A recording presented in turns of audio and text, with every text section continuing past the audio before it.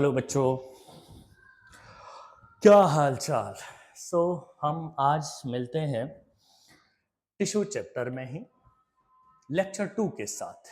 आज हम लोग प्लांट टिश्यू को एटलीस्ट कंप्लीट कर लेंगे और एनिमल टिश्यू को भी स्टार्ट कर लेंगे।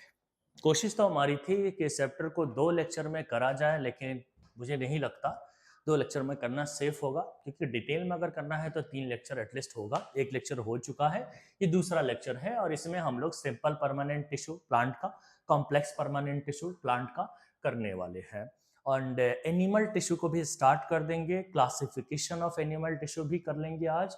और आज हम लोग एपिथेलियल टिश्यू, जो एनिमल में एपिथेलियम टिश्यू, उसको भी डिस्कस कर लेंगे। Let's say my name is Gulrez Ahmad, this is my channel Gulrez excellent classes. Channel पे जो लोग नए हो प्लीज सब्सक्राइब करें और हमें सपोर्ट करें। आपके सपोर्ट से ही हमारे अंदर मोटिवेशन आएगा और हम ज़्यादा से ज़्यादा मेहनत कर पाएंगे इस चैनल को ग्रो करने के लिए।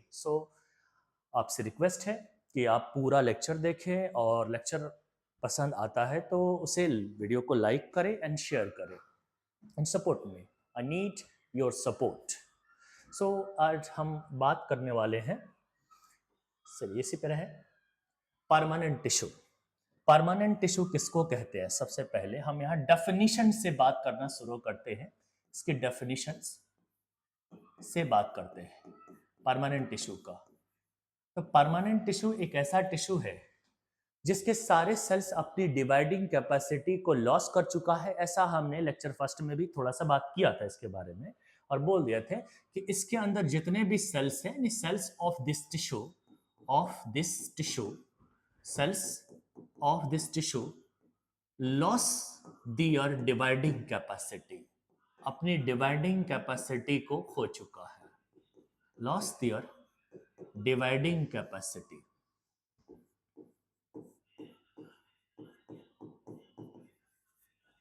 डिवाइडिंग कैपेसिटी, इसीलिए and attain fixed shape and size, and attain fixed shape and size, fix shape and size को अख्तियार कर चुका है। फिक्स शेप एंड साइज को अख्तियार कर चुका है, उसे हम लोग बोल रहे हैं परमानेंट टिश्यू। अपनी डिवाइडिंग कैपेसिटी को खो चुका है और अपना एक फिक्स शेप एंड साइज को अख्तियार कर चुका है इसने। दूसरी चीज, ये कभी मेरिस्मेटिक हुआ करता था जब ये डिवाइड किया करते थे, इसके सेल्स डिवाइड किया करते थे, लेकिन अब जो है परमानेंट हो चुका है। तो मेरे कहने का मतलब ये है कि permanent tissue nothing but it is derived tissue from meristematic tissue. तो हम यहाँ पे ये बात भी कह सकते हैं कि derive from meristematic tissue, derived from meristematic tissue, meristematic tissue, meristematic tissue, meristematic tissue. अब मेरिस्मेटिक टिश्यू से ही आया है। अब हम यहाँ पे बात करेंगे इसकी क्लासिफिकेशंस की, क्लासिफिकेशंस ऑफ परमानेंट टिश्यू का। कितने क्लास है? तो फिलहाल हमारे पास 2 क्लास है इसके। एक simple permanent tissue, simple permanent tissue,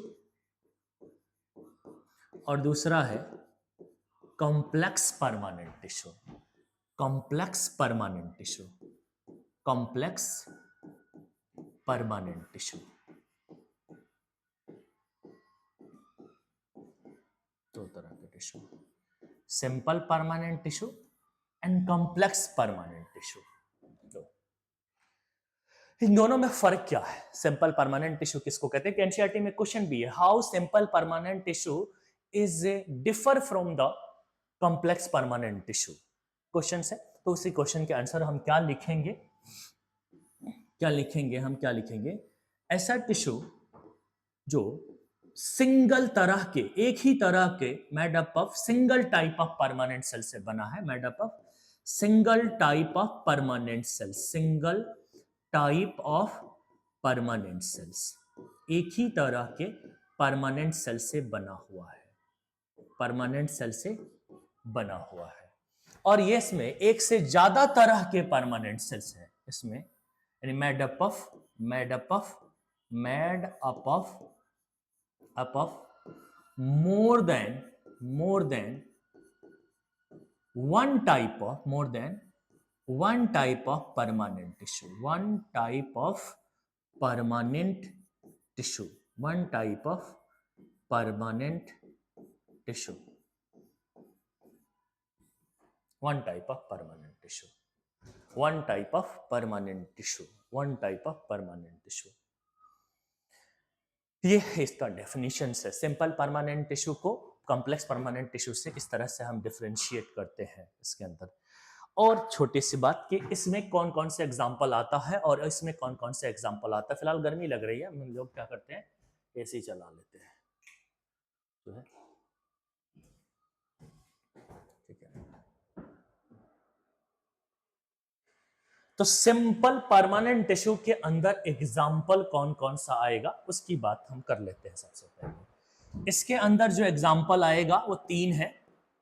number 1 parenchyma, number 2 collenchyma, number 3 sclerenchyma, collenchyma and number 3 sclerenchyma.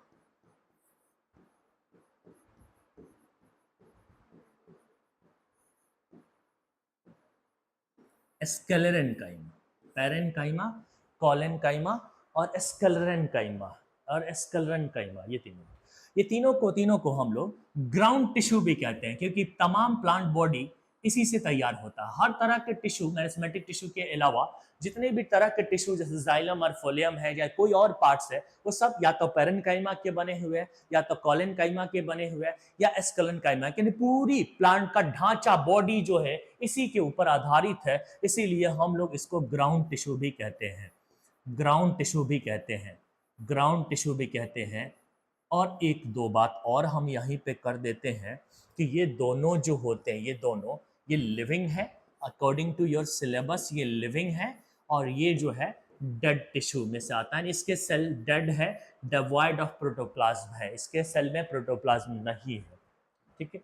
अब इसमें हम आते हैं, ये एक तरह का कंडक्टिंग टिश्यू भी है, क्योंकि ये कंडक्शन का काम करता है। लोग इसको कंडक्टिंग टिश्यू भी कहते हैं, कंडक्टिंग टिश्यू भी कहते हैं।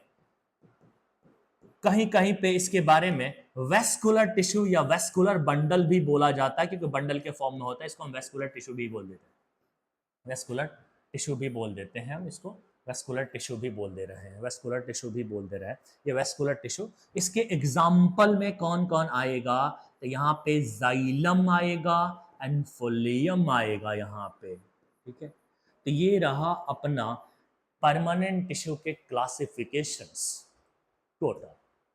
यहाँ से भी क्वेश्चन डायरेक्ट आते हैं, आपको हम कराएंगे, देखेंगे कि यहाँ क्वेश्चन डायरेक्ट आता है और डायरेक्ट आप कर पाएंगे। क्वेश्चन को तो आप धुआं उड़ा देंगे अकॉर्डिंग टू, अगर आप बात करें एनसीईआरटी के या स्कूल्स के एग्जाम के, तो उसका तो कोई टेंशन ही नहीं है, वो सब बहुत अच्छे से होगा।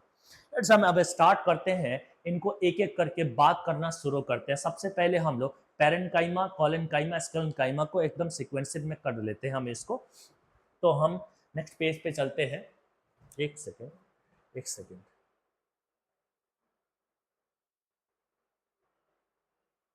ठीक है। ये देखिए, अब हम लोग किसकी बात कर रहे हैं, हम लोग बात कर रहे हैं अपना पैरेन्काइमा का। सबसे पहले हम लोग क्या बात करेंगे, पैरेन्काइमा का।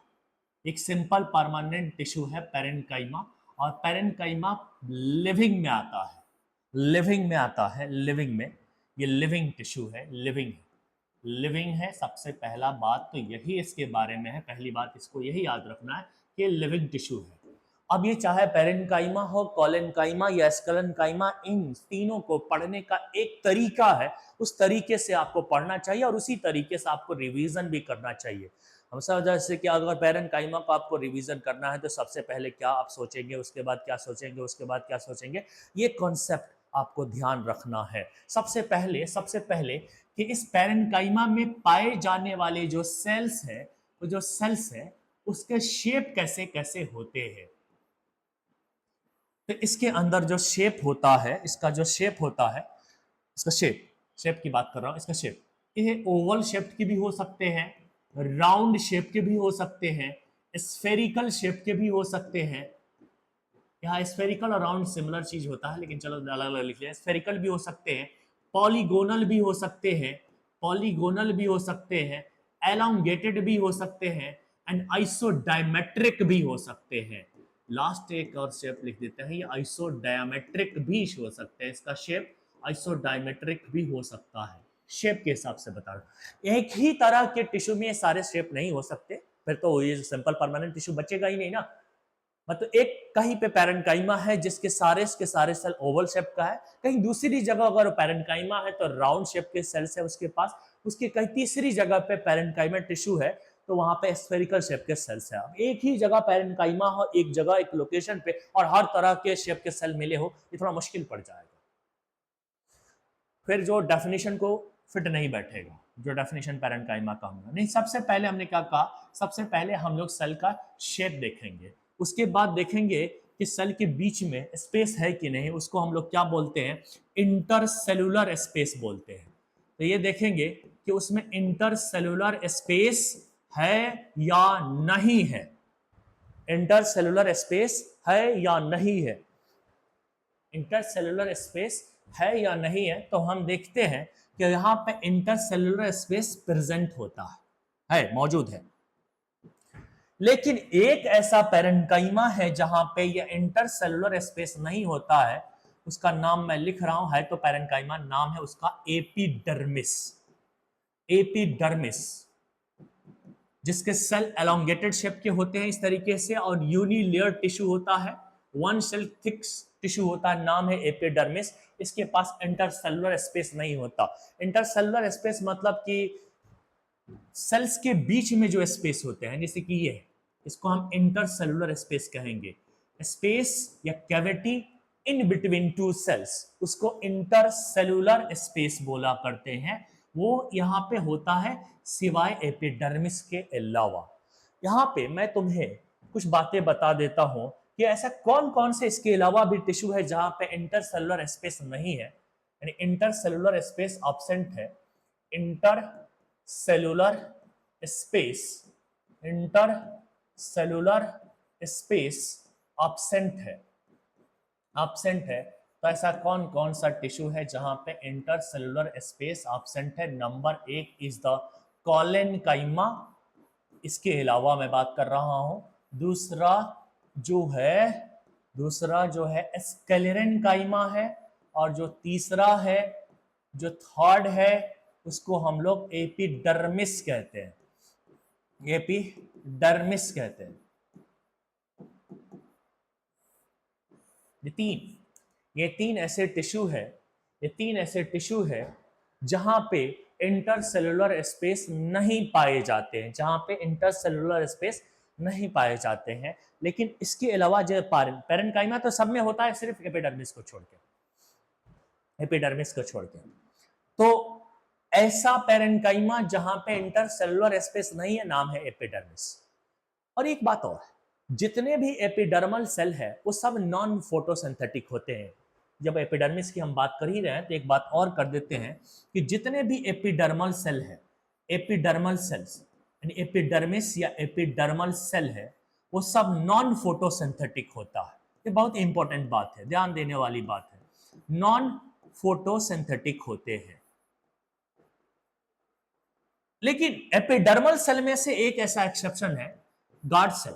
गार्ड सेल एक एपिडर्मल सेल है जिसके अंदर क्लोरोप्लास्ट मौजूद होता है, क्लोरोफिल मौजूद होता है, तो सो फोटोसिंथेसिस करेगा। ये एक्सेप्शन पे एक्सेप्शन है। ऐसा पैरेंकाइमा जिसके अंदर इंटरसेलुलर स्पेस नहीं है, एक्सेप्शन वाली बात, एपिडर्मिस है। और एपिडर्मिस का ये नेचर है कि वो फोटोसिंथेसिस नहीं करेगा, लेकिन एक ऐसा सेल है इसके अंदर आ जाता है लीफ के केसेस वगैरह में, या ग्रीन स्टेम के केसेस या स्टेम के केसेस में, जिसका नाम है गार्ड सेल। उसके पास क्लोरोप्लास्ट होता है, फोटोसिंथेसिस कर देता है। तो गार्ड सेल फोटोसिंथेटिक होता है। कि अगर मैं फिर से बना रहा हूं एपिडर्मिस, लीफ एपिडर्मिस समझ लो, ये यहाँ पे मैं बीच में गार्ड सेल भी बना रहा हूँ। गार्ड सेल भी एपिडर्मिस के अंदर ही आएगा क्योंकि एपिडर्मल सेल है, गार्ड सेल भी एपिडर्मल सेल है। बट इस गार्ड सेल के अंदर यहाँ पे क्या मौजूद है, क्लोरोप्लास्ट मौजूद है। तो क्लोरोफिल तो होगा, और क्लोरोफिल होगा तो फोटोसिंथेसिस तो करेगा ही करेगा।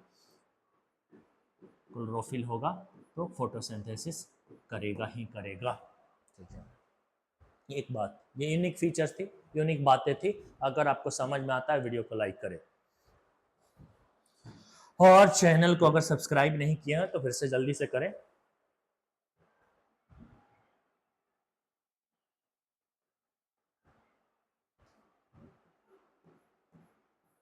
तीसरी बात इसके अंदर कि इसका सलवाल कैसा होता है, इसका सलवाल कैसा होता है। तो सलवाल हम लिखेंगे थिन होता है, और प्राइमरली इन नेचर मतलब प्राइमरी होता है, प्राइमरी सलवाल होता है। थिन होता है, अभी अभी बना है तो प्राइमरी सलवाल होगा, प्राइमरी सलवाल होगा, थिन होता है। फिर हम बात करते हैं इसकी लोकेशन की कि ये पाया कहाँ पे जाता है। लोकेशन कैसा है इसका, तो लोकेशन है जहाँ जहाँ प्लांट बॉडी में सॉफ्ट पार्ट होता है वहाँ वहाँ, यानी soft parts of plant body, soft part of plant body, plant body में जो सॉफ्ट पार्ट है वहाँ पे ये पाया जाता है, वहाँ पे ये पाया जाता है। कौन, पेरेन्काइमा, वहाँ पे पाया जाता है। जहाँ भी कोई स्पेस है, कैविटी है, वहाँ पर भी ये पाया जाता है। एक तरीके से अगर देखा जाए तो एपिडर्मिस एज ए कवरिंग पाया जाता है, कवरिंग, कवरिंग में पाया जाता है as a covering, covering tissue भी हम इसको कहते हैं, स्पेस फिलिंग टिश्यू भी कहते हैं हम इसको, स्पेस फिलिंग टिश्यू भी हम इसको बोलते हैं।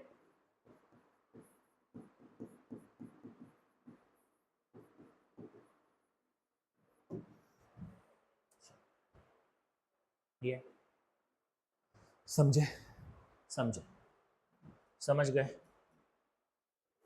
तो हम लोग आगे बढ़ते हैं, और आगे बढ़ने से पहले रुक जाओ एक सेकंड, एक सेकंड, आगे नहीं बढ़ते, हम इसकी बात बाकी यहीं पे कर लेते हैं।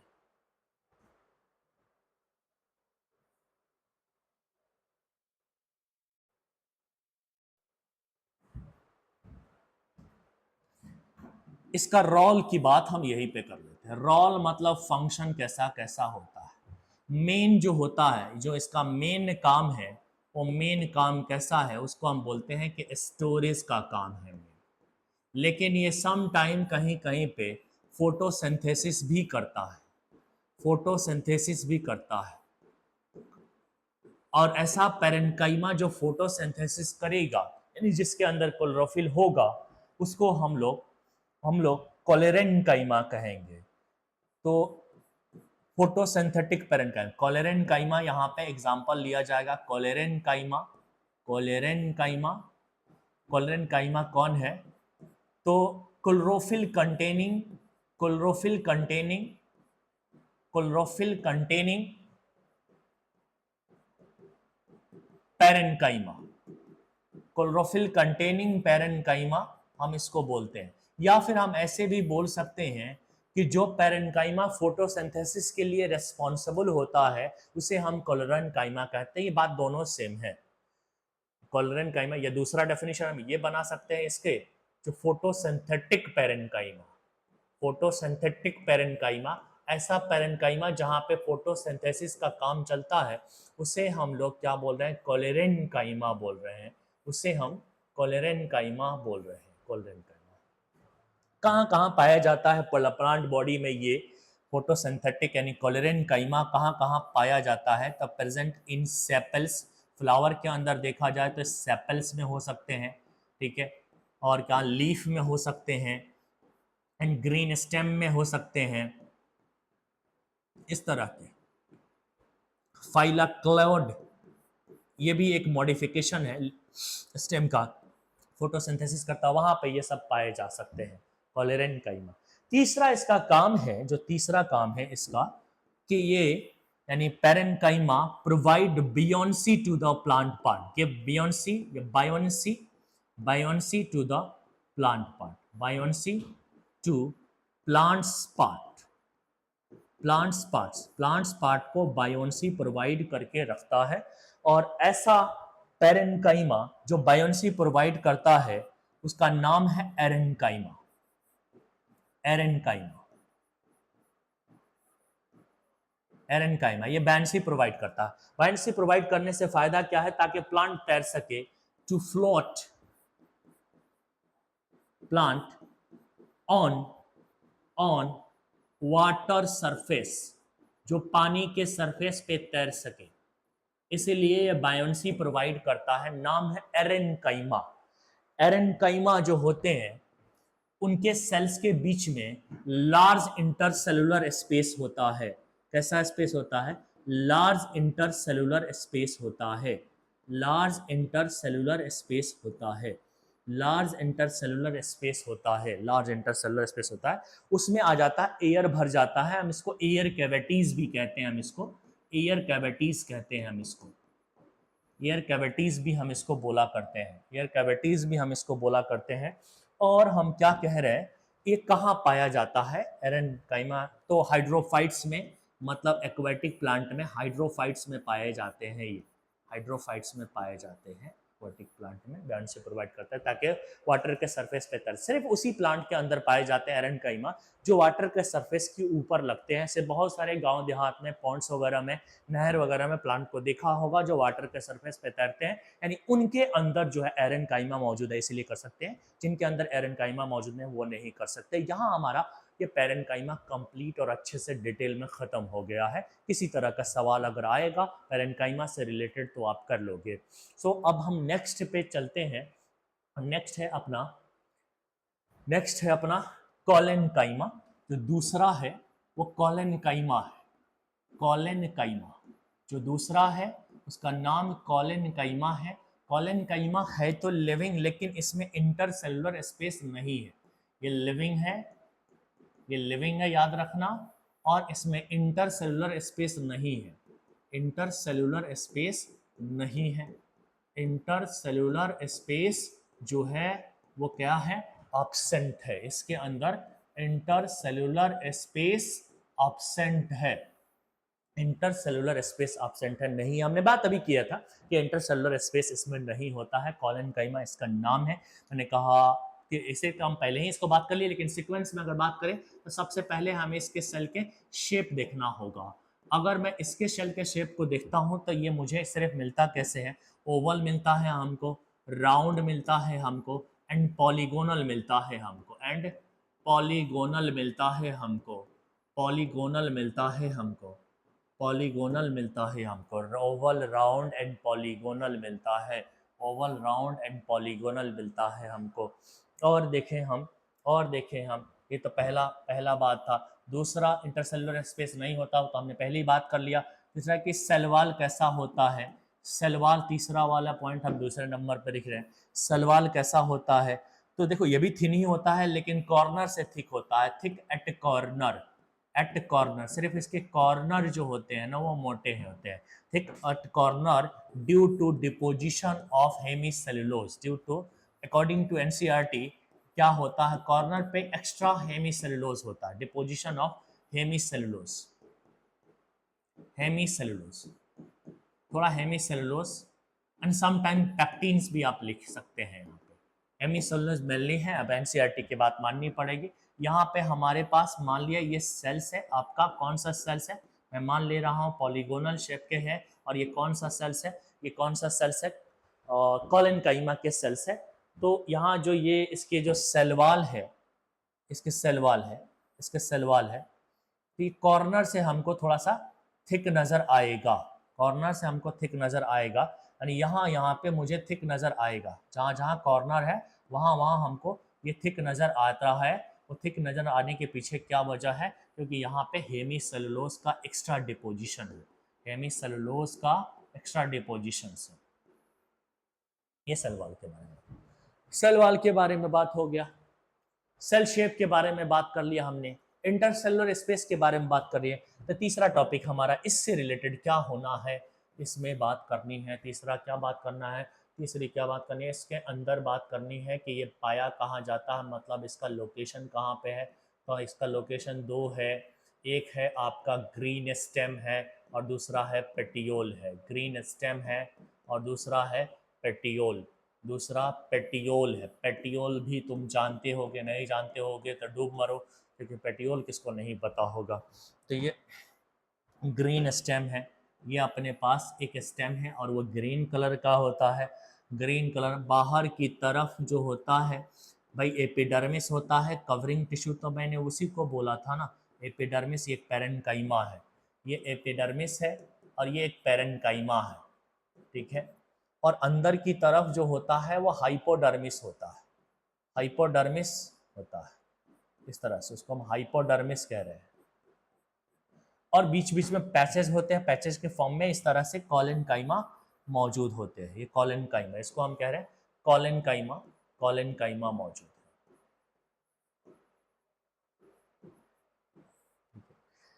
ये यहाँ पे रहता है, इसके अंदर फ्लेक्सिबिलिटी देता है, इसको फ्लेक्सिबिलिटी प्रोवाइड करता है, या फिर इसको स्ट्रेंथ, मैकेनिकल सपोर्ट कह लो, कि मैकेनिकल सपोर्ट देता है ताकि हवा के झोंकों से झुकेगा, बेंड होगा और फिर वापस आ जाएगा, टूटेगा नहीं। पेटियोल की बात करें, पेटियोल मतलब लीफ की बात करें, ये लीफ की ये वाली चीज डंडी, लीफ की डंडी, ये पेटियोल होता है। इसके अंदर यहाँ पे कॉलेनकाइमा भरा हुआ होता है, शुक्रिया, यहाँ पे कॉलेनकाइमा भरा हुआ होता है, यहाँ पे कॉलेनकाइमा भरा होता है और यहाँ पे ये बेंडिंग नेचर फ्लेक्सिबिलिटी देने के लिए होता है।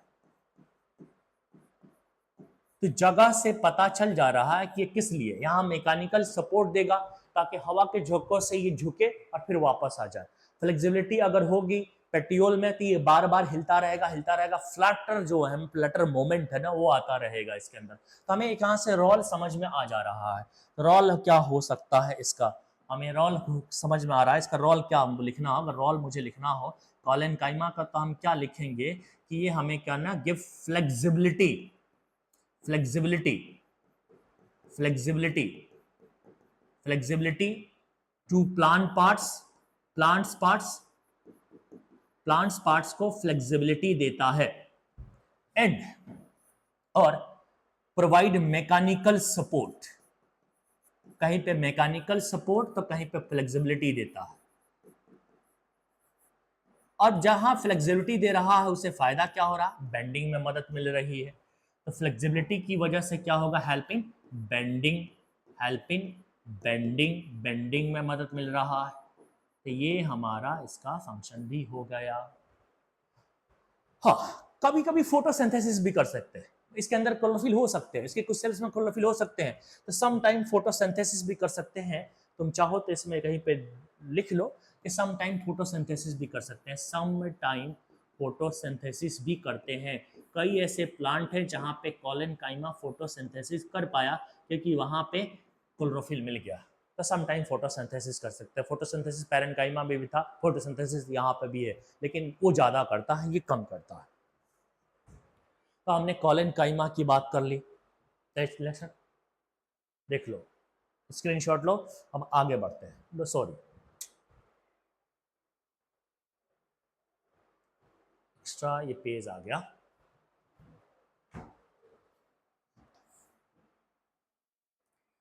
तीसरी एस्केलेरन काइमा, एस्केलेरन काइमा, एस्केलेरन काइमा सीधा पहले ही लिखेंगे इसके बारे में कि ये डेड टिश्यू है। डेड टिश्यू का मतलब डेवॉइड ऑफ प्रोटोप्लाज्म है, डेवॉइड ऑफ प्रोटोप्लाज्म है, डेवॉइड ऑफ प्रोटोप्लाज्म है, डेवॉइड ऑफ प्रोटोप्लाज्म है। डेड टिश्यू का मतलब ये डेवॉइड ऑफ प्रोटोप्लाज्म है, डिवाइड ऑफ प्रोटोप्लाज्म है, डिवाइड ऑफ प्रोटोप्लाज्म है, समझे, प्रोटोप्लाज्म इसमें नहीं है, वंचित है। दूसरी चीज जब बात करें तो सबसे पहले शेल शेप की बात करें, तो अगर शेल शेप की बात कर रहे हो तो यहाँ दो ही तरह का शेप आता है, एक तो आपका एलोंगेटेड आता है, दूसरा पॉलीगोनल आता है, एलोंगेटेड एंड पॉलीगोनल आता है, एलोंगेटेड है और पॉलीगोनल है। लिग्निफाइड सेल वॉल होता है, इसलिए भाई ये डेड है। तो शेल शेप की बात की, इंटरसेलुलर स्पेस तो है ही नहीं, पहली बात। दूसरी चीज के इंटरसेलुलर स्पेस ऑब्सेंट है, इंटर सेलुलर स्पेस ऑब्सेंट है, सेल वॉल कैसा है? तो थिक है, पूरा थिक है, due to lignin depositions, lignin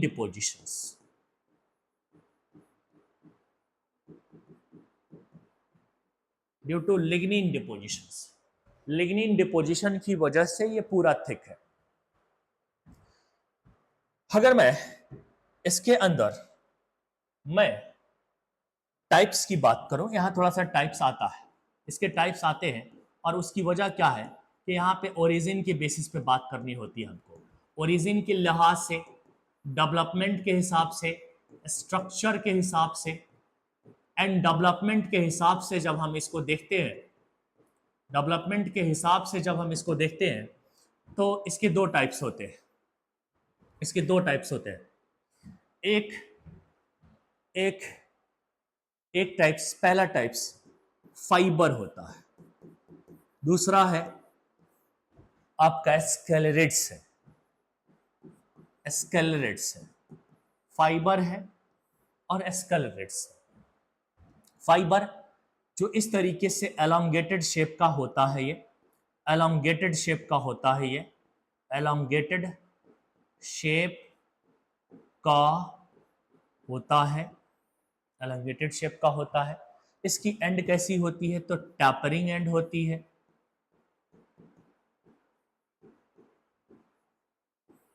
tapering and होती है। इसके अंदर सॉरी पॉइंटेड एंड होती होगी, एलोंगेटेड शेप का है, पॉइंटेड एंड होता है।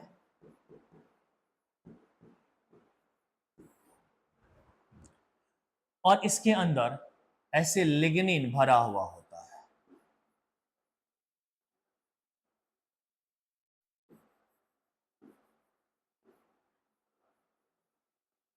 ऐसे लिग्निन भरा हुआ होता है, ये लिग्निन है।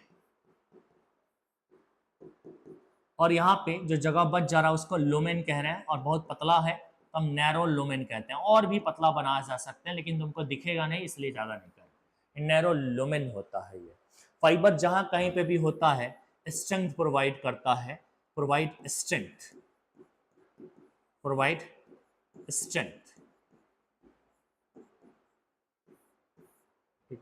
ये कहाँ कहाँ पाया जाता है? तो अगर देखा जाए तो ये जाइलम में प्रेजेंट इन जाइलम फाइबर का नाम सुना होगा, जाइलम में हो सकता है, जाइलम फाइबर एंड फोलियम में होता है।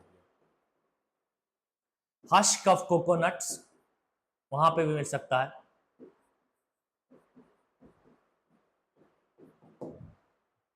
आते स्केलेरिड्स में उसका शेप देखते हैं स्केलेरिड्स का, तो हमें पॉलीगोनल शेप का दिखाई देता है। इस शेप को हम पॉलीगोनल कहते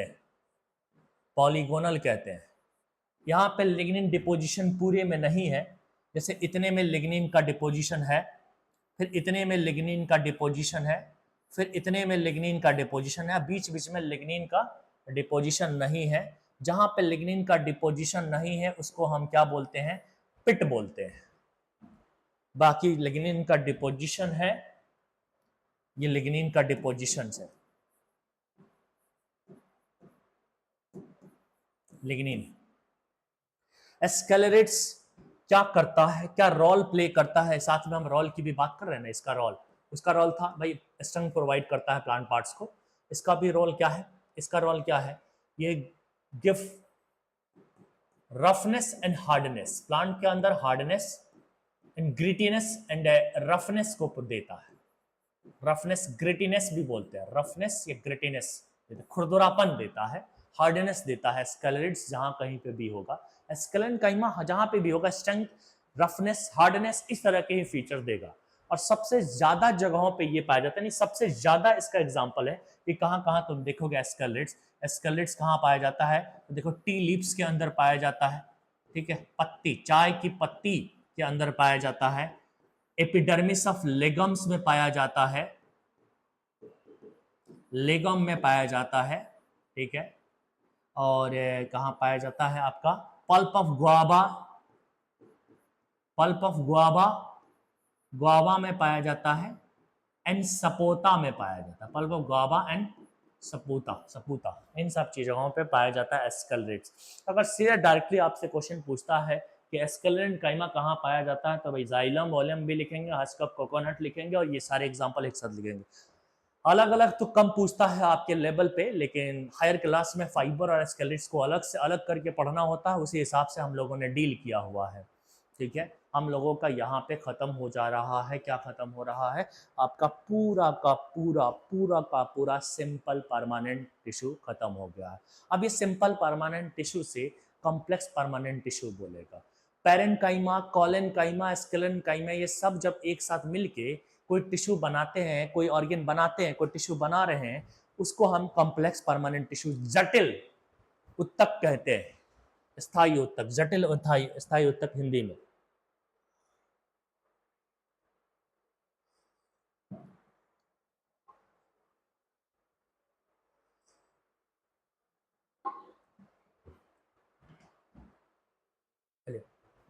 चलो, कॉम्प्लेक्स परमानेंट टिश्यू अब हम देखते हैं। Complex permanent tissue, complex permanent tissue,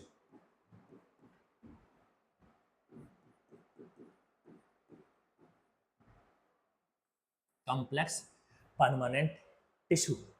इसमें अब चूंकि मैं कह रहा कि सिंपल परमानेंट टिश्यू के ही कंस्टिट्यूएंट होके आए हैं, मेनी टाइप, अलग अलग तरीके के इसके अंदर जो होता है सेल्स है, अलग अलग तरीके का स्ट्रक्चर का सेल्स है इसके अंदर। हाँ, लेकिन सबका, सारे सेल्स का ओरिजिन सेम है, फंक्शन सेम है। फंक्शन सेम, अगर फंक्शन सेम नहीं होगा तो हम टिश्यू नहीं बोलेंगे, डेफिनेशन ही गलत हो जाएगा। ऐसा आप प्रीवियस लेक्चर से आप देख सकते हैं, फर्स्ट लेक्चर में ये सारी बातें समझ में आया। डायरेक्ट आप सेकंड लेक्चर ना देखें प्लीज, अगर ऐसा कोई कर रहा है तो उसे तेरा ठीक ठीक समझ में नहीं आएगा, बहुत सी चीजें मिस आउट हो जाएगा। आप वहां से देखते हुए फर्स्ट लेक्चर, फिर सेकंड लेक्चर, आगे थर्ड लेक्चर आएगा जिसमें हम क्वेश्चंस वगैरह भी डिस्कस करेंगे, वो भी आपको देखना है। कॉम्प्लेक्स परमानेंट टिश्यू में दो नाम लेते हैं यहां पे, एक है अपना जाइलम और दूसरा है phloem. Xylem and phloem. Xylem किस लिए है? Conduction of water and minerals from root to leaves. हमेशा एक ही दिशा में जाता है, तो हम इस मोमेंट को कहते हैं, ट्रांसपोर्ट को, यूनि डायरेक्शनल मोमेंट या यूनि डायरेक्शनल कंडक्शन। इसके अंदर जो कंडक्शन होगा वो यूनि डायरेक्शनल होगा, एक ही दिशा में होगा।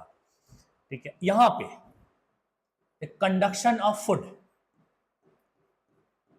कंडक्शन ऑफ फूड, फूड भी किस, जो ट्रांसपोर्ट होता हुआ, कंडक्ट होता हुआ फूड है, उसे हम बोलते हैं सुक्रोज। प्लांट के अंदर ध्यान रखना कि फूड तीन तरीके से जाना जाता है। जब फोटोसिंथेसिस करके बनता है तो हम उसको ग्लूकोज कहते हैं। तो फोटोसिंथेसिस के जस्ट बाद, उसके दौरान जब तैयार होता है तो हम उसको ग्लूकोज बोला करते हैं। ठीक है, फिर हम लोग बात सुक्रोज की करेंगे जब ट्रांसपोर्ट हो रहा होता है, ट्रांसपोर्ट हो रहा होता है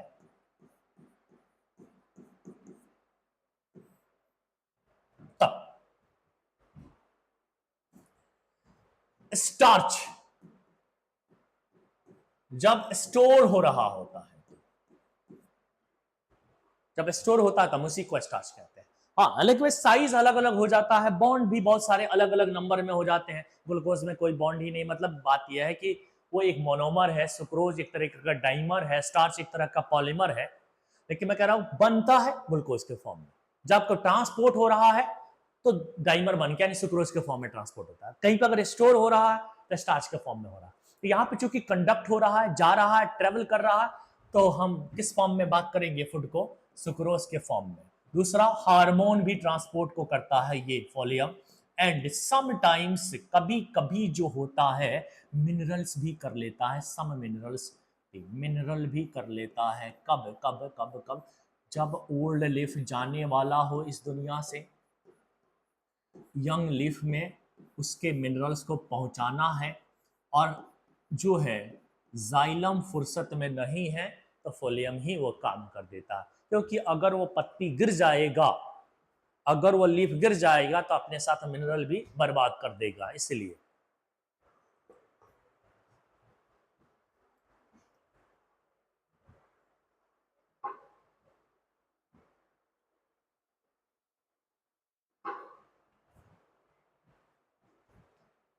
ये सारी बातें बेसिक बेसिक बातें थी इसमें, कौन क्या करता है।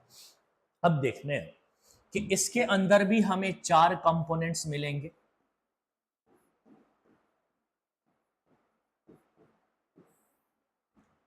और इसके अंदर भी हमें 4 कंपोनेंट्स मिलेंगे। एक कंपोनेंट से क्या मुराद है? कंपोनेंट से क्या मुराद है? कंपोनेंट से क्या मुराद है? कंपोनेंट से क्या मुराद है? कंपोनेंट मतलब सेल्स, ये सेल्स को ही कह रहे हैं। कंपोनेंट मतलब सेल्स, सेल्स को ही बोल रहे हैं। 4 तरह के सेल्स, ये 4 कंपोनेंट्स कह रहे हैं यहाँ पे। द नंबर 1 इज, सबसे पहला इसके अंदर आता है ट्रैकेट्स, वेसल्स, जाइलम फाइबर, देखो आ गया फाइबर यहां पे, एंड पेरेन्काइमा भी आ गया। मैं कह रहा था ग्राउंड टिश्यू है वो, xylem parenchyma.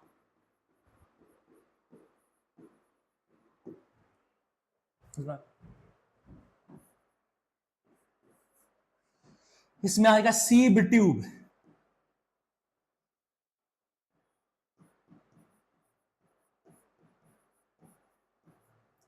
Companion cell,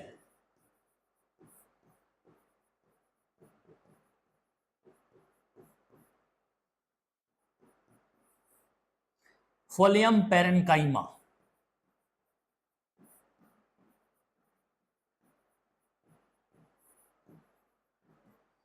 and phloem fibre.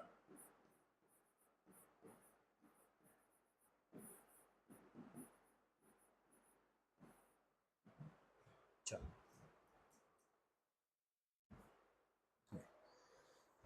Let's, एक सेकंड।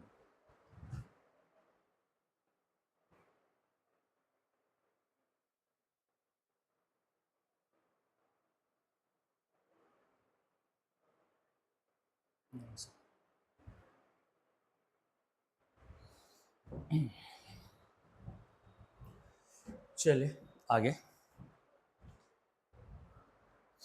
हम लोग कुछ और बात करते हैं। एक सेकंड, एक सेकंड, थोड़ा सा पीछे। इसमें एक बात है कि इसमें ये तीनों डेड है, ये तीनों सेल्स, तीनों कंपोनेंट डेड है, डिवाइड ऑफ प्रोटोप्लाज्म, और ये लिविंग है। एक बात, इसमें ये तीनों लिविंग है और नीचे वाला ये सिर्फ एक डेड है।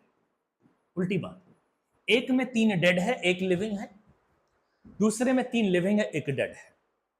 ये भी एक डिफरेंस है दोनों के बीच। काम के तो डिफरेंस है ही है, इसमें एक डिफरेंस ये भी है। थोड़ी सी छोटी छोटी कॉन्सेप्ट, इसको इस अगले पेज जाने पे, नेक्स्ट स्लाइड लेने से पहले छोटी छोटी बातें और, कि ये जो हम टिश्यू पढ़ रहे हैं जाइलम और फोलियम, ये जो कॉम्प्लेक्स टिश्यू पढ़ रहे हैं, ये किस प्लांट के अंदर पाया जाता है? तो फ्लावरिंग प्लांट के अंदर। फ्लावरिंग प्लांट वाला ये जाइलम और फोलियम पढ़ रहे हैं, मतलब एंजियोस्पर्म के अंदर पढ़ रहे हैं हम लोग। जब प्लांट किंगडम पढ़ेंगे किसके अंदर, जब डाइवर्सिटी करेंगे, हालांकि डिलीटेड है लेकिन फिर भी हम डाइवर्सिटी करेंगे। जब डाइवर्सिटी पढ़ेंगे तो वहां पे हमें, जब डाइवर्सिटी पढ़ेंगे तो वहां पे हमको हमको हमको कुछ डिवीजन प्लांट किंगडम में, प्लांट किंगडम में कुछ डिवीजन पढ़ने को मिलेगा। प्लांट किंगडम है, वहां पे कुछ डिवीजन, 5 डिवीजन पढ़ने को मिलेगा। ठीक है, उसमें एक नाम होगा अलगी, हेलोफाइटा हम इसको बोलेंगे, दूसरा ब्रायोफाइटा बोलेंगे, और तीसरा टेरिडोफाइटा बोलेंगे, टेरिडोफाइटा बोलेंगे, टेरिडोफाइटा बोलेंगे, चौथा जो होता है वो जिम्नोस्पर्म बोलेंगे, और जो पांचवा होता है वो एंजियोस्पर्म बोलेंगे। वहां पे हम ये सब चीजों का डिटेल पढ़ेंगे। अलगी एक्वेटिक प्लांट है, पानी में रह सकता, ना उसका रूट है, ना स्टेम है, ना लीफ है। ब्रायोफाइट एम्फीबिया और प्लांट किंगडम, क्योंकि जल और स्थल, वाटर और लैंड दोनों जगहों पे ये रिलेट करता है, दोनों में रिलेशन करता है। ठीक है, कुछ फीचर्स बॉडी का, कुछ लाइफ साइकिल, कुछ जिंदगी के लाइफ साइकिल उसके टेरेस्ट्रियल होते हैं, तो कुछ एक्वेटिक होते हैं। ब्रायोफाइटा के पास ट्रू रूट स्टेम लीफ इसके पास भी नहीं है, लेकिन रूट जैसा कुछ है जिसको रिजवाइड बोलते हैं, सब कुछ वहां पे हम पढ़ेंगे। लीफ जैसा कुछ है, यहाँ प्रोस्टेट पढ़ेंगे, वो सब है। लेकिन पहला ये प्लांट आया इस दुनिया में, पहले ये आया, फिर ये आया, फिर ये आया। हम इसकी इवोल्यूशनरी हिस्ट्री की भी बात कर रहे हैं। प्लांट में सबसे पहले ये आया, फिर ये आया, जैसे जैसे आता जा गया वैसे वैसे एडवांस होता गया, मोबाइल की तरह। जैसे जैसे वक्त गुजर रहा है वैसे वैसे उसके फीचर एडवांस हो रहे हैं। अब टेरिडोफाइटा भी है, टेरिडोफाइटा भी है। टेरिडोफाइटा तीसरे नंबर पाया, और पहला ऐसा प्लांट था जो खड़ा होके चलता था। उससे पहले प्लांट लेट के ग्रो करते थे, हॉरिजॉन्टल ग्रोथ होता था इन दोनों में, इसमें वर्टिकल ग्रोथ होता था। अब ऊपर गया तो फिर नीचे से ऊपर पानी पहुंचाने की जरूरत हुई, तो पहली बार जाइलम और फोलियम इसमें आया। इन दोनों में जाइलम और फोलियम आया पहली बार, थोड़ा सा प्रिमिटिव जाइलम और फोलियम आया। और जो एंजियोस्पर्म में जाइलम और फोलियम आया वो एकदम कॉम्प्लेक्स और एडवांस जाइलम और फोलियम आया। तो जो यहां से हम जाइलम और फोलियम की बात करेंगे, यहां से तीनों में जाइलम और फोलियम होता है, लेकिन इसमें थोड़ा सा पुराने किस्म का होता है, प्रिमिटिव टाइप का होता है, थोड़ा सा लेस एडवांस होता है, और ये थोड़ा सा कॉम्प्लेक्स होता है, एडवांस होता है इसके अंदर। तो ये कॉम्प्लेक्स और एडवांस कैसे होता है, तो अगर मैं टेरिडोफाइटा और जिम्नोस्पर्म की बात करूं तो उसके जाइलम में वेसल्स नहीं होते हैं, वेसल्स नहीं होते हैं, vessels absent in gymnosperm and pteridophyta. यानी अगर वेसल्स मौजूद है तो समझ जाओ कि वो एंजियोस्पर्मिक प्लांट है। जिम्नोस्पर्म एंड टेरिडोफाइटा, टेरिडोफाइटा है, टेरिडोफाइटा इसमें नहीं होता है। यानी कि presence of vessel is the characteristic feature of angiosperm. ये क्वेश्चन आता रहता है, एंजियोस्पर्म की कैरेक्टरिस्टिक फीचर जो सिर्फ एंजियोस्पर्म में, किसी और में नहीं, वेसल्स, प्रेजेंस ऑफ वेसल्स। और क्या, कंपेनियन सेल भी नहीं होता, एब्सेंट इन जिम्नो एंड टेरिडो, वहां से स्पेलिंग है लिखो, टेरिडोफाइट, टेरिडो में नहीं होता कंपेनियन सेल। ठीक, और एक चीज और, ये जो है फोलियम है, ये बाकी के सारे अगर बात करें, ये सभी के सभी मौजूद होता है एंजियोस्पर्म में, लेकिन एंजियोस्पर्म का जो मोनोकॉट है, उस मोनोकॉट के अंदर फोलियन पैरेन्काइमा नहीं पाया जाता है, एब्सेंट इन। एंजियोस्पर्म में मोनोकॉट के अंदर दो क्लास, एंजियोस्पर्म के अंदर दो class, monocot and dicot. Dicot में तो ये सारे चारों के चारों पाए जाते हैं। ठीक है, जिम्नोस्पर्म और एंजियोस्पर्म की बात करें, जिम्नोस्पर्म और टेरिडोफाइट की बात करें तो कंपेनियन सेल नहीं होता, लेकिन एक और ये बात है कि मोनोकॉट के अंदर फोलियम पैरेन्काइमा नहीं होता, absent in monocot. Monocot angiosperm है, फ्लावरिंग प्लांट को हम एंजियोस्पर्म कहते हैं। एंजियोस्पर्म फ्लावरिंग प्लांट, फ्लावर वाले प्लांट। एक पहचान और भी है एंजियोस्पर्म की कि फ्लावरिंग प्लांट, दुनिया के जितने भी फ्लावरिंग प्लांट है उन सबको हम लोग एंजियोस्पर्म कहा करते हैं। ये एक कंप्लीट बेसिक डिटेल था जाइलम और फोलियम के बारे में, काम तो हर कोई जानता ही है, बेसिक डिटेल। फिर हम थोड़ा सा एडवांस पे चलते हैं और ट्रैकेट्स और वेसल्स और जाइलम फाइबर, जाइलम पैरेन्काइमा का थोड़ा स्ट्रक्चर के बारे में बात करते हैं, स्ट्रक्चर के बारे में बात करते हैं, स्ट्रक्चर के बारे में बात करते हैं। अपने पास ये स्लाइड है, ये स्लाइड है, चलो एक स्लाइड। इसमें हम लोग क्या करते हैं ना, वेसल्स को देखते हैं सबसे पहले। तो वेसल्स को हम देख रहे हैं, तो क्या देख रहे हैं वेसल्स के, वेसल्स ऐसे सिलेंड्रिकल शेप के सेल्स हैं, और ये अकेला नहीं होता, एक के बाद एक होता है, बीच में ऐसे पोर होता है, उसी के थ्रू वाटर ऐसे ट्रांसफर होता है। ये वेसल्स है अपना, इस एक को हम वेसल्स मेंबर भी बोलते हैं। बहुत सारे हैं ना, तो फिर मेंबर वाइज याद करते हैं, वेसल्स मेंबर है। ठीक है, और पानी को इस तरीके से इसमें इस तरीके से इस वाले पोर में डाल देता है, और इसी पोर के थ्रू ही बाहर निकलता है। ठीक है, ठीक है, ठीक है, ठीक है, ठीक है। और इसमें क्या चीज़ डिपॉजिट होता है, ये लिग्निन का डिपोजिशन है, क्योंकि डेड है ना, तो लिग्निन तो भरा हुआ होगा इसमें, तो डेड है, ये पूरी तरह से डेड है। अच्छा, ये पानी को इस तरह से पार होने को हम लोग परफोरेशन कहते हैं। इस तरीके से पानी को कंडक्ट होने को परफोरेशन कहते हैं, परफोरेशन मेथड। परफोरेशन मेथड से ये पानी को कंडक्ट करता है और नीचे से ऊपर कंडक्ट करता है, तो हम ऐसे कंडक्शन को लॉन्गिट्यूडनल कंडक्शन बोलते हैं। लॉन्गिट्यूडनल कंडक्शन बोला करते हैं, नीचे से ऊपर जाता है, इसीलिए हम इसको लॉन्गिट्यूडनल कंडक्शन बोलते हैं। तो ये रहा हमारा वेसल्स। दूसरा हम ट्रैकेट्स की बात करते हैं। तीसरा हम अगर ट्रैकेट्स की बात करें तो ट्रैकेट्स इस तरीके का होता है, ट्रैकेट्स इस तरीके का होता है, इस तरीके से एक दूसरे के साथ ऐसे अरेंज हो जाता है। ये ट्रैकेट्स के मेंबर्स हैं इस तरीके से, और लिग्निन भरा हुआ होता है इसके अंदर, इस तरह लिग्निन भरा हुआ होता है इसमें, लिग्निन भरा हुआ होता है इसके अंदर। ये लिग्निन का डिपोजिशन है, लिग्निन भरा हुआ है, लिग्निन का डिपोजिशन से। और इसके सेल के शेप को हम लोग क्या बोलते हैं, एलोंगेटेड, इसको भी हम बोलते हैं। फाइबर की तरह यह भी एलोंगेटेड होता है, लेकिन इसके एंड को टैपरिंग एंड बोला करते हैं। ये टैपरिंग एंड है। एक टैपरिंग और पॉइंटेड में हमेशा कंफ्यूजन हो जाता है, अगर कंफ्यूज हो जाए I am sorry for that. उससे और कोई प्रॉब्लम नहीं है, ऐसा कोई क्वेश्चन नहीं पूछा जा रहा, एंड पे सवाल तुमसे नहीं पूछा जा रहा। देखो पानी इसमें किस तरीके से जाता है, इस तरीके से, फिर ऐसे होके, फिर ऐसे होके, फिर ऐसे होके, इस तरीके से जाता रहा। लेकिन हाँ, ओवरऑल ये कंडक्शन कैसे हो रहा, लॉन्गिट्यूडनल कंडक्शन ही हो रहा है, नीचे से ऊपर जा रहा है, लॉन्गिट्यूडनल कंडक्शन ही हो रहा है। ट्रैकेट्स की भी बात करो तो वैसे ही होता है। और वेसल्स तो एक जिम्नोस्पर्म में होता नहीं है, तो अगर जिस जिम्नोस्पर्म में क्या है कि मेन कंडक्टिंग सेल्स कौन सा है, तो सिर्फ ट्रैकेट्स ही होता है। Tracheids is only a conducting tissue, उसके अंदर कंडक्टिंग सेल। अगर तुम जिम्नोस्पर्म की जाइलम की बात करोगे। अब बात करते हैं हम पैरेन्काइमा की, तो पैरेन्काइमा ऐसा ही होता है भाई, लिविंग सेल्स के होते हैं, ये लिविंग सेल्स है।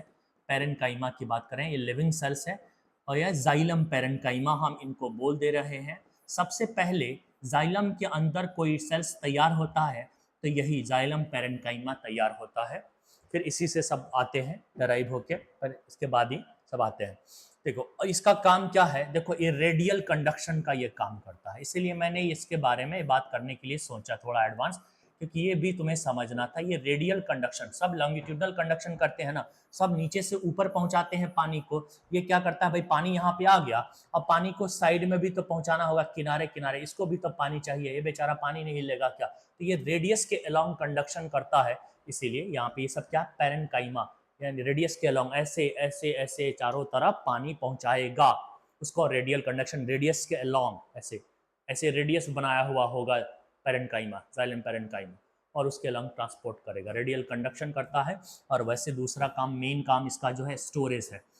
वो स्टोरेज किस किस चीज़ का करता है, तो वाइल का स्टोरेज करता है, स्टार्च का स्टोरेज करता है, एंटेनिन्स का स्टोरेज करता है, ये तीन चीज़ों का स्टोरेज करता है। बस इतना ही जानना था। फाइबर की अगर बात करें कि जाइलम फाइबर क्या करता है, तो कुछ नहीं भाई, जाइलम फाइबर जो है स्ट्रेंथ प्रोवाइड करता है, बस प्रोवाइड स्ट्रेंथ, प्रोवाइड स्ट्रेंथ।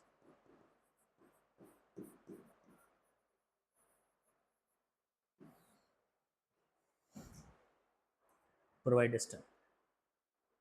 उसी तरीके से मैं आगे बढ़ूं तो मैं फोलियम की भी बात कर लूं, तो फोलियम के अंदर सबसे पहले मेरे पास ये सीब ट्यूब था।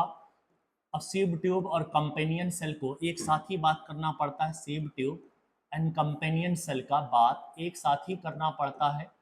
कंपेनियन सेल के बात को हमें एक साथ ही करना पड़ता है, sieve tube and companion cell की बात को हमें एक साथ करना पड़ता है। तो ये मेरे पास ये सीब ट्यूब है, ऐसे ये भी सिलेंड्रिकल शेप है, बस इसमें लिग्निन डिपोजिशन नहीं है। इस तरीके से कई सारे इसके मेंबर होते हैं, ठीक है, कई सारे इसके मेंबर होते हैं। ये सीब ट्यूब है, एक को हमें क्या करें, सीब ट्यूब कह रहे हैं, ये sieve tube, tube like structure है सीब ट्यूब। और इसके एंड को, ये जो एंड है ना, जो एंड है उसको सीब प्लेट कहते हैं हम, इसको इसको हम सीब प्लेट बोलते हैं, इसके एंड को हम सीब प्लेट बोलते हैं। और यहाँ पे जो पोर है, यहाँ पे जो पोर है, यहाँ पे जो पोर है, यहाँ पे जो पोर है, यहाँ पे जो पोर है, इस पोर को हम क्या बोलते हैं, सीब पोर बोला करते हैं। सीब पोर बोला करते हैं, कंडक्शन ऑफ वाटर, इस वाटर को कंडक्ट करेगा, सॉरी फूड को कंडक्ट करता है, इसी पोर के थ्रू फूड को कंडक्ट करता है, इसी में फूड ऐसे इंटर होगा और जाएगा, जो भी सुक्रोज वगैरह जाएगा इसमें इस तरीके से जाता है फ्लो करते हुए। यहाँ कोई लिग्निन का डिपोजिशन नहीं है, इस सेव ट्यूब की बात हो रही है। यहाँ पे बीच में क्या है, एक बड़ा सा वैक्यूल्स पाया जाता है, इसको हम लार्ज वैक्यूल्स कहते हैं, ये लार्ज वैक्यूल्स है, लार्ज वैक्यूल्स है, लार्ज वैक्यूल्स है। और यहाँ पे एक स्ट्रैंड होता है, यहाँ पे एक स्ट्रैंड होता है जो इस वैक्यूल्स को होल्ड करके कहीं ना कहीं रखा हुआ है, इसको हम कहते हैं साइटोप्लाज्मिक स्ट्रैंड। इस सेल के अंदर एक से एक तामझाम है, लेकिन जो मेन चीज है वो है ही नहीं, दिमाग ही नहीं है, मतलब न्यूक्लियस ही नहीं है, न्यूक्लियस ही नहीं है, तो फिर ये अपना काम नहीं कर सकता। न्यूक्लियस ही दिमाग होता है सेल का, कंट्रोलर होता है सेल का, वही नहीं है तो ये अपना फीचर नहीं कर सकता, अपना काम नहीं कर सकता। इसीलिए इसके काम को करने के लिए, इसे सपोर्ट देने के लिए एक सेल इसके साथ आता है, उसका नाम है कंपेनियन सेल्स, जो इसका साथ देगा, कंपेनियन सेल्स। कंपेनियन सेल के पास न्यूक्लियस मौजूद होता है, लेकिन इसके पास न्यूक्लियस नहीं होता है, ठीक है। तो यहाँ पे साफ है कि भाई सीब ट्यूब के पास जो होता है वो नॉन न्यूक्लिएटेड होता है, ट्यूबुलर होता है, नॉन न्यूक्लिएटेड होता है, और कंपेनियन सेल न्यूक्लिएटेड होता है, कंपेनियन सेल न्यूक्लिएटेड होता है, ये न्यूक्लिएटेड होता है, न्यूक्लिएटेड होता है। और इसीलिए इसके अंदर है ना एक प्रेशर ग्रेडियंट पैदा करेगा, जिससे फूड यहाँ से यहाँ जाए और जरूरत पड़ने पे यहाँ से यहाँ अगर फूड आना है, मान लिया फूड को इधर आना है तो यहाँ प्रेशर को हाई करेगा, यहाँ लो करेगा, ये कौन करेगा, कंपेनियन सेल करेगा। यानी प्रेशर को अल्टर करके एक जगह से दूसरी जगह ट्रांसपोर्ट करता है, न्यूक्लिएटेड होता है। और दूसरा काम कि ये जो है ना कंट्रोल या maintain pressure gradient, maintain pressure gradient, pressure gradient, maintain pressure gradient in sieve tube, sieve tube. तो सीब ट्यूब और कंपेनियन सेल का काम एक साथ समझ गए। यहाँ पे कुछ कनेक्शंस भी होते हैं, लोग नहीं भी बात करते तो भी चलता, यहाँ पे कुछ कनेक्शन होता है जिनसे दोनों सेल से आदान प्रदान, प्रेशर कैसे मेंटेन करेगा, कोई कनेक्शन होगा तभी ना। इस कनेक्शन को हम लोग जो है ना पिटफील्ड कहते हैं, पिटफील्ड। एक तरह का प्लाज्मोडेस्माटा है, प्लाज्मोडेस्माटल कनेक्शन है, प्लाज्मोडेस्माटा है, पिटफील्ड। आओ आओ आओ आओ एक और, ये तो सेफ ट्यूब हो गया, कंपेनियन सेल का क्या क्या, फोलियम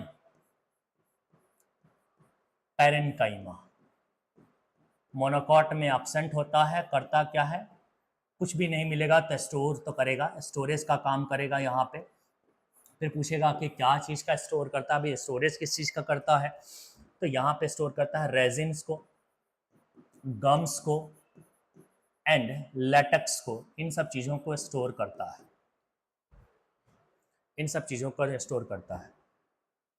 फिर आ गया कि फोलियम फाइबर, ये भी यहाँ पे स्ट्रेंथ प्रोवाइड करता है, इसीलिए इसे ना कमर्शियल पर्पस के लिए इस्तेमाल करते हैं, रोप मैकिंग में इस्तेमाल करते हैं, रोप मैकिंग में इसका इस्तेमाल करते हैं, क्योंकि ये स्ट्रेंथ प्रोवाइड करता है, लचक होता है, इसके अंदर स्ट्रेंथ होता है। रोप मैकिंग में कमर्शियल पर्पस के लिए इसका इस्तेमाल करते हैं। बेसिकली जूट प्लांट को अगर फाइबर ले लेना, जूट प्लांट का, उससे उसके फोलियम फाइबर को हम इस्तेमाल करते हैं। से बाहर यहाँ पे हमारा ये कॉम्प्लेक्स परमानेंट टिश्यू भी फिनिश हो जाता है। अब हम प्रोटेक्टिव टिश्यू की बात कर लेते हैं। एक सेकंड, पहले प्रोटेक्टिव टिश्यू की बात कर लेते हैं। एक टिश्यू बचा और है अपने पास, प्रोटेक्टिव टिश्यू, ये भी एक तरह का परमानेंट टिश्यू, प्रोटेक्टिव टिश्यू, यह भी एक तरह का परमानेंट टिश्यू है, परमानेंट टिश्यू है, ये भी एक तरह का परमानेंट टिश्यू है, परमानेंट टिश्यू है, ये भी एक तरह का परमानेंट टिश्यू है। और ये परमानेंट टिश्यू दो प्रकार का होता है, एक में आएगा एपिडर्मिस, पैरेन्काइमा है, कॉर्क वो भी पैरेन्काइमा है, तो है तो पैरेन्काइमा, लेकिन हम काम के हिसाब से हम इसको अलग अलग अलग पढ़ रहे हैं। एपिडर्मिस पढ़ चुके हैं, बस हमें इसके काम के हिसाब से हम एज ए प्रोटेक्टिव टिश्यू पढ़ रहे हैं। इनमें फर्क क्या है? इसके सेल्स की शेप एलोंगेटेड है और यूनिलेयर्ड होता है। इसके सेल्स रेक्टेंगुलर शेप के होते हैं और ये मल्टी लेयर्ड फॉर्म में होता है।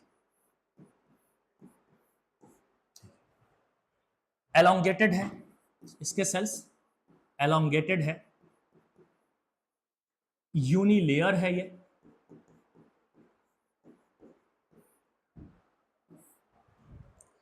ये रेक्टेंगुलर शेप है, रेक्टेंगुलर सेल है, मल्टी लेयर है।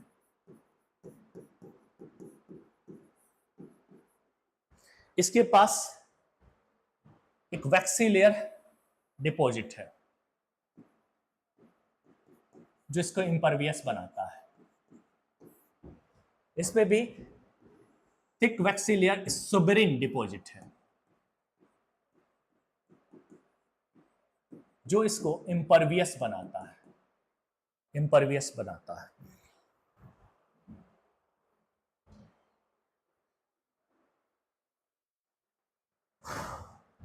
इसका काम क्या करता है? क्या करता है? प्रिवेंट फ्रॉम, प्लांट जहां पे होगा, प्रिवेंट फ्रॉम डेसिकेशन मतलब डिहाइड्रेशन से बचाता है, एंड इंजरी से बचाता है, और इंजरी से प्लांट पार्ट को बताता है। और ये हर जगह होता है, present in whole body, whole plant body, हर जगह मौजूद होता है, होल बॉडी। नहीं, रूट में भी होगा, स्टेम में भी होता है, एंड लीफ में भी होता है। रूट, स्टेम, लीफ हर जगह होता है। फिर और एज कवरिंग, कवरिंग के रूप में होता है। ये हर जगह नहीं होता है, रूट में हो सकता है, ओल्ड स्टेम रूट में हो जाता है ये, ठीक है। ये प्रोटेक्ट करता है, ये भी प्रिवेंट करता है किसी से, प्रिवेंट फ्रॉम डेसिकेशंस,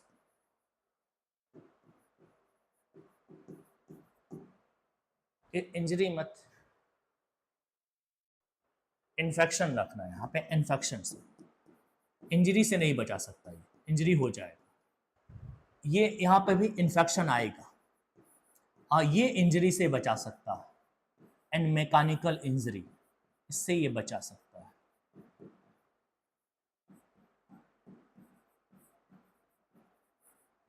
ये प्रोटेक्टिव टिश्यू है, इन दोनों के बारे में याद रखना है, सुबेरिन डिपोजिशंस वगैरह सब कुछ ध्यान से देखना है आपको। नेक्स्ट हम आगे बढ़ते हैं और आगे हम ये सवाल देखते हैं आपके सामने, ये कुछ सवाल पड़े हुए हैं, ये सवाल पड़े हुए हैं। सबसे पहला सवाल है, name the type of simple tissue, मतलब सिंपल परमानेंट टिश्यू। पहले में पूछ रहा है सिंपल परमानेंट टिश्यू, ये तो आप जानते ही हो, उसके टाइप्स बोल रहा है। सिंपल टिश्यू मतलब simple permanent tissue, simple permanent tissue पूछ रहा, मतलब पैरेन्काइमा, पहले का आंसर होगा पैरेन्काइमा, कॉलेनकाइमा, एस्कॉलेरेनकाइमा, कॉलेनकाइमा एंड एस्केलेरेनकाइमा। ये इंटेक्स का क्वेश्चन है, आप अपने बुक से देख सकते हैं अगर क्वेश्चन दिखाई ना आप दे रहा हो तो।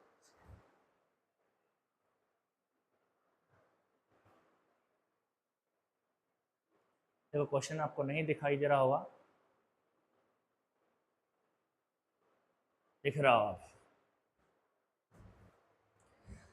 फिर where apical meristem found,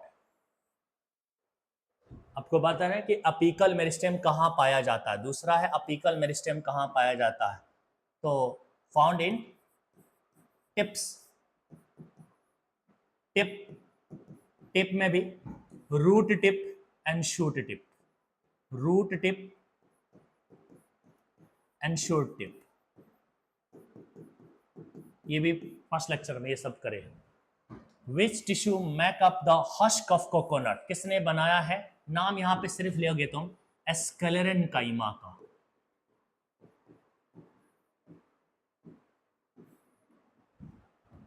what is the constituent of the folium? Folium अभी लिखे हमने, सीब ट्यूब,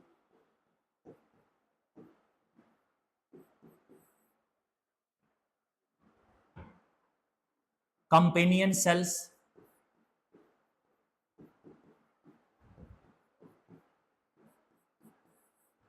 फोलियम पैरेन्काइमा,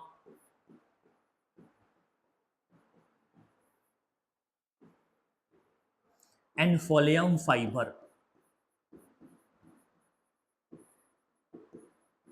अच्छा, सारे सवाल का जवाब हो गया।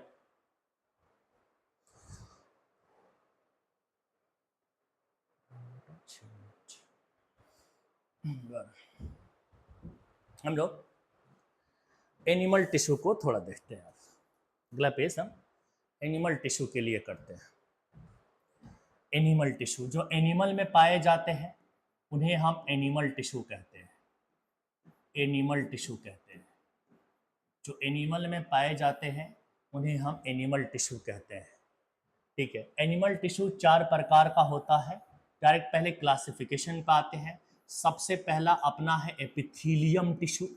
एपिथीलियम टिश्यू या एपिथीलियल टिश्यू, एपिथीलियम टिश्यू है।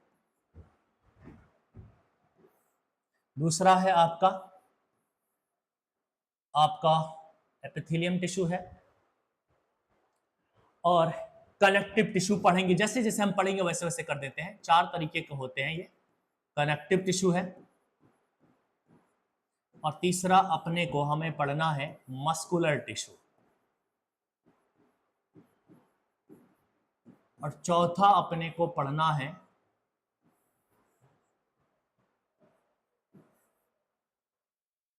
Neural tissue. न्यूरॉन वैसे भी हम कंट्रोल एंड कोऑर्डिनेशन में पढ़ते हैं, यहाँ पे भी थोड़ा सा देखेंगे। न्यूरॉन्स वैसे सेल को जिसने पढ़ा होगा उसको पता होगा। न्यूरल टिश्यू में पढ़ने की जरूरत नहीं है। नर्वस टिश्यू, न्यूरल टिश्यू मतलब नर्वस टिश्यू की बात कर रहे हैं हम वहाँ पे। एपिथेलियल टिश्यू, सबसे पहले मैं थोड़ा थोड़ा इसकी बेसिक फीचर्स की, कैरेक्टरिस्टिक फीचर की, मेन फीचर की बात करता हूँ। सबकी main feature, presence of basement membrane, यहाँ पे बेसमेंट मेम्ब्रेन होता है।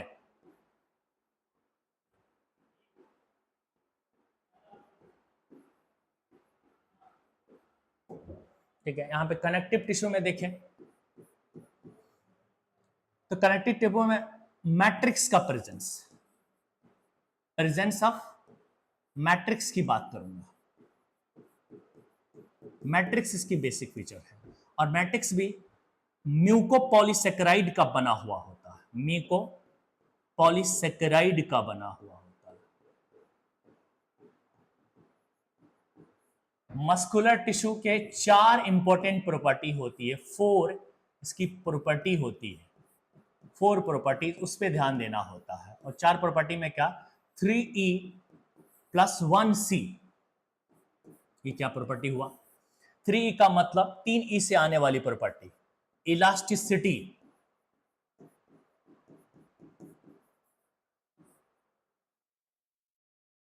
एक्सटेंसिबिलिटी,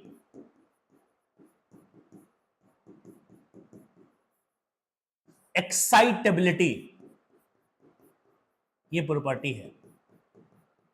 और एक सी से कॉन्ट्रैक्टिबिलिटी, ये 4 प्रॉपर्टी है। न्यूरल टिश्यू पे हम आते हैं। जब हम न्यूरल टिश्यू पे आए तो न्यूरल टिश्यू पे हम क्या बात करें, यहाँ पे भी 2 फीचर हमें हमेशा याद रखना है। एक तो एक्साइटेबिलिटी के फीचर्स है इसके अंदर, और दूसरा कॉन्ट्रैक्टिबिलिटी का फीचर्स है। ये बेसिक कुछ फीचर्स है जो इसकी खास पहचान है, इन सारे टिश्यूज की खास पहचान है। और हम सबसे पहले एपिथेलियम टिश्यू की बात करें, एपिथेलियम टिश्यू की बात करते हैं तो epithelial tissue outer most covering वाली टिश्यू है। कौन सी टिश्यू है? आउटर मोस्ट कवरिंग वाली टिश्यू है। Forms outermost lining in most of the organs and cavities. तो एपिथेलियल टिश्यू के थोड़ा सा बातें बता देते हैं आगे।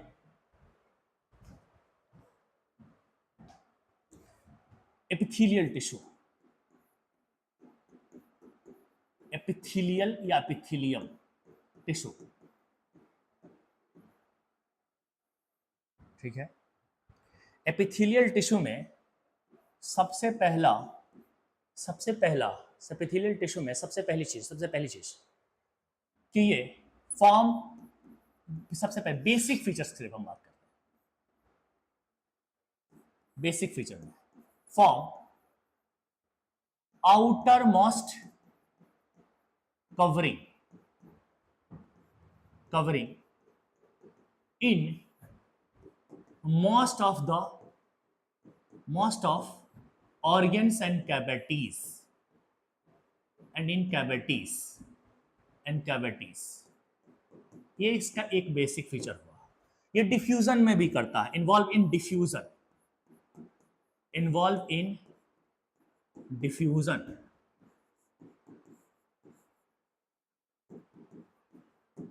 in secretions,